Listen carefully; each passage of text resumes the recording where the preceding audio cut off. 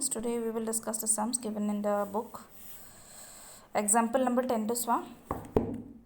For a group containing 100 observations. 100 observations mane ki hoy? N is equal to 100 diya ase. The arithmetic mean and standard deviations are 8 and root over 10.5. Arithmetic mean mane x bar is equal to kiman? 8 and standard deviation sigma is equal to root over 10.5. ठीक है से? For 50 observations selected from these 100 observations माने 100 observations पर आमी 50 टा select करिसो माने जदि तुमालोকৰ क्लासत আছে 20 टा students तार पर 10 टा select करिसो ठीक আছে आधा select करिसो माने in this case the mean and standard deviations are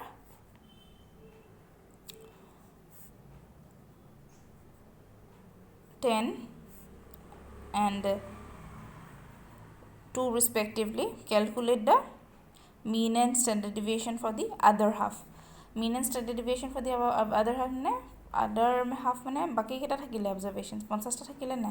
tar mean aru standard deviation amak ulabole dise thik ase ami likhi lolu that n is given to be 100 tar x bar is 8 sigma is root over 10.5 mane group containing 100 observations has the arithmetic mean 8 and standard deviation root over 10.5 he 100 observations of amap 50 ta select korisu tar mean dia ase 10 tar ami he first observations to mane n1 to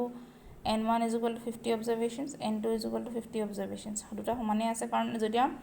50 observations select korisu obviously next to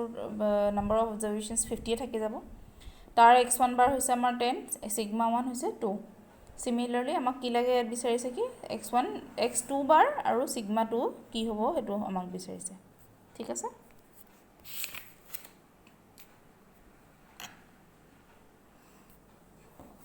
আমি combined মিনৰ formula কৰিছিলো combined মিন মানে কি হয় x bar is equal to n1 x1 bar plus n2 x2 bar divided by n1 plus n2 x1 x bar dia ase amak 8 n1 dia ase kiman 50 x1 bar dia ase kiman 10 n2 dia ase kiman 50 x2 dia na x2 bar hone to multiply hoy ase de hope you will understand n1 plus n2 kiman hoy 50 plus 50 100 মই তো কৰা নাই 50 plus 50 100 বুলি ধৰিব পাৰিবা বুলি ভাবো 50 into 10 500 plus কিমান হয় তো 50 x bar 2 মানে 800 minus of 500 divided by 50 is equal to x bar 2 which is equivalent to 300 divided by 500 মানে 6 হ'ব লাগে সম্ভৱ cancel oh sorry date 50 50 এটা 0 গল এটা 0 থাকিলে 30 থাকিব 6 x2 bar is equal to 6 ঠিক আছে আমি x2 bar পাই গলো এটা সিগমাৰ কাৰণে আমাৰ ফৰ্মুলাটো কি আছিল কম্বাইন্ড সিগমাৰ কাৰণে সিৰিজটো তোমালোকে এই সিগমাৰ যোনটো তোমালোকৰ ডেৰিভেশনছ মোৰ লাষ্ট ক্লাছত একদম লাহে লাহে গুটেখিনি বুজাই দিছিলো হেগিটা প্ৰ্যাকটিছ কৰিব পৰীক্ষাত আহিব sigma square is equal to according to formula is n1 plus n2 n1 into sigma 1 square plus d1 square আৰু ফলকে plus n2 sigma 2 square plus d2 square ঠিক আছে ফৰ্মুলাটো এটো এতিয়া আমি জাস্ট সিগমাৰ কাৰণে এটা আমাক কি লাগিব আমাক লাগিব d2 ক্যালকুলেট কৰিবলৈ d1 is equal to x1 bar minus of x bar is which is equals to x1 bar কিমান আমাৰ 10 x bar কিমান ওলালে আমাৰ 8 দিয়া আছে d2 কিমান হয় আমাৰ x2 bar minus of x bar is the combined mean okay x2 bar কিমান পালো আমি 6 পালো আগৰ হেৰিত x bar কিমান আছিল 8 which is equals to -2 এতিয়া d1 square আমি square to কেলে কৰো এতিয়া গম পালানে কাৰণ combined meanত কে মানে এটা তাৰ এটা স্যাম্পলৰ মিনটো কম হ'ব পাৰে কম্বাইন্ড মিন মানে দুটা সিৰিজৰ কম্বাইন্ড মিনতকে এটা সিঙ্গল সিৰিজৰ মিনটো যদি কম হয় তেতিয়া আমাৰ মাইনাছত আহি যাব পাৰে সেইকাৰণে আমি ডেভিয়েশ্যনছবোৰ স্কুৱেৰ কৰি পেলাওঁ d1 square is equal to 2 into 2 4 d2 square minus 2 into 2 similarly 4 ঠিক আছে ফৰ্মুলাত বহাওঁ এতিয়া 1 by n1 plus into n1 50 sigma 1 square 2 sigma है तो 2 माने 2 square d1 square लो किमान 4 plus n2 किमान 50 sigma 2 square किमान पालो हमें sigma 2 square বিচাৰিব লাগিব দিয়া নাই প্লাস 4 ঠিক আছে ফৰ্মুলাত বহাই দিলো এটা হেব কিমান 1 by 100 হয়নে 50 4 plus 4 8 8 into 50 8 5 is 40 মানে 400 ঠিক আছে 8 5 is 40 और 0 এটা আছে কাৰণে 400 plus 50 sigma square sigma 2 square plus 5 4 is 20 200 ঠিক আছে অল টোটাল আমাৰ কিমান আহিলে sigma 2 square আমাক দিয়া আছে অৰিজিনাল ডিস্ট্ৰিবিউশন sigma 2 square is 10.5 ঠিক আছে 10.5 আগৰখিনিও লিখিবা দে তোমালোকে 10.5 বুলি 1 by 100 400 plus 200 is equal to 600 plus 50 sigma 2 square 100 to যদি এফালে লৈ যাও আমাৰ কিমান আহিব 1050 আহিব না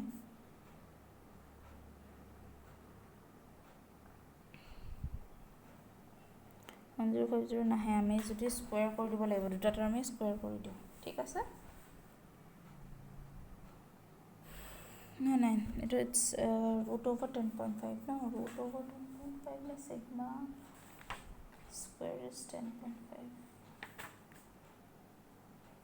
yeah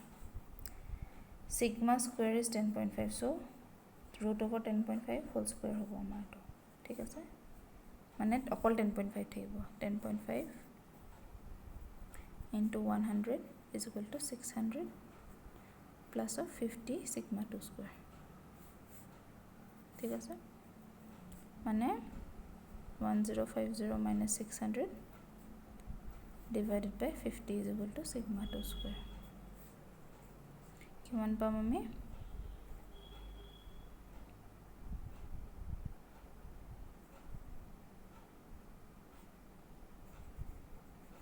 450 divided by 50 পাম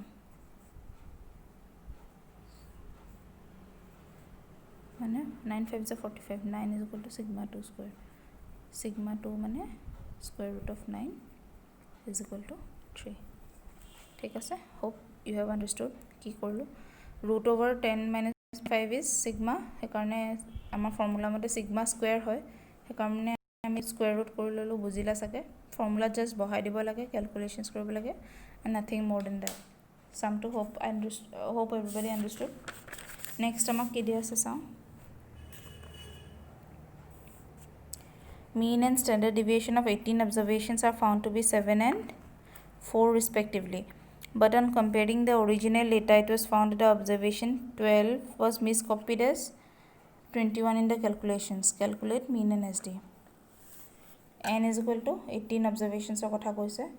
mean and standard deviations mean x bar is equal to 7 standard deviation is 4 but on comparing the original data it was found and observed that 12 was miscopied by as 21 মানে তোমাৰ গুটে summation খিনি x bar ৰ যোনখিনি summation আছে মানে কেটা 18 টা অবজাৰভেশনস আছে x1 x2 তাৰ ভিতৰত এই x18 তাৰ ভিতৰত এটা হৈছে 12 হা হে 12 টো আমি মিস কপি লিখা আছে 12 ৰ হলনি আমাৰ কিমান আছিল 21 হয় হ'ব লাগিছিল বুজিছা নহয় কোৱেশ্চনটো কি কৈছে x takes values 18 values n is equal to 18 হে তাৰ 18 টা ভ্যালুজৰ ভিতৰত এটা 12 লিখিলে হে 12 ৰ হলনি মিস কপি কি বুলি আছিল 21 বুলি থাকিব লাগিছিল ঠিক আছে মানে কি কৰিম x bar আমাৰ কি হয় x bar is equal to 1 by n summation over I equals to 1 to n xi ঠিক আছে x bar আমাৰ দিয়া আছে 18 is equal to 1 by n কিমান sorry x bar দিয়া আছে আমাৰ 7 n is 18 summation xi বুলাই গল হয়নে which implies 18 into 7 is equal to summation xi. 126 is equal to summation xi. Summation xi গম পালানে মানে summation I takes values 1 to 18 which is equivalent to 126 মানে তোমালোকৰ x1 x2 dot dot dot এটা value 12 যোনটো 12 ৰ হলনি 21 লিখিব লগা হৈছিলে টোটাল 18 টা ভ্যালুজৰ সামেশন কৰিলে তাৰ প্লাস কৰিলে গুটেবোৰ আমাৰ কিমান পাম সামেশন xi 126 পাম ঠিক আছে বুজিলা এতিয়া তোমালোকৰ কাৰেকশন যদি কৰিব লগা হয় কি কৰিব লাগিব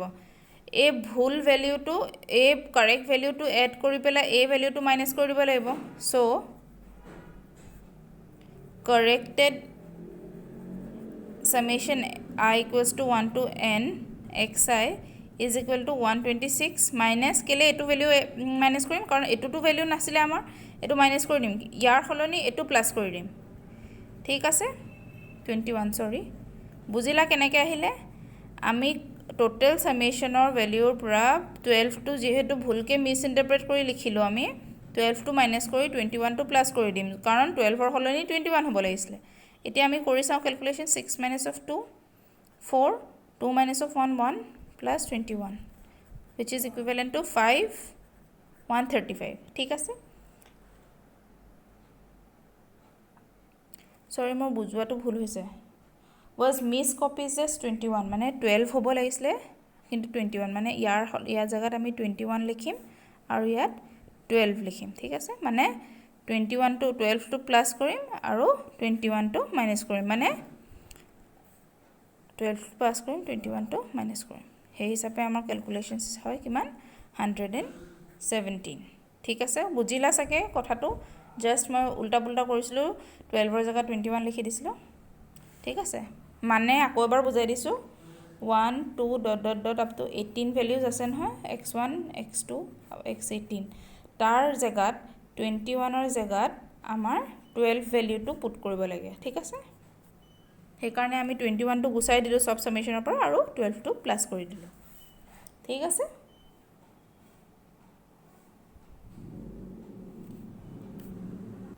এতিয়া ফৰ্মুলাৰ মতে sd কি হয় sd is equal to root over second formula টো লৈছো 1 by n summation over xi square minus of x bar square ঠিক আছে কারেক্ট কৰিলো আমি x summation x পালো নহয় এটা কাৰেক্টেড মিন উলা কাৰেক্টেড মিন কিমান হয় আমাৰ summation over 1 by n summation over I equals to 1 to 18 xi কিমান পাইছিলো হেতু আমি মিন 1 by n মানে 18 টা values into 117 which is equivalent to calculate কৰি পেলাই তোমালোকে পাবা কিমান 6.5 এতিয়া আমি মিন ফৰ্মুলা মতে কি 6.5 ঠিক আছে আমাক xi স্কয়াৰ লাগে summation xi স্কয়াৰ মানে সব xi স্কয়াৰ ফৰ্মুলা কি হ'ব summation xi স্কয়াৰ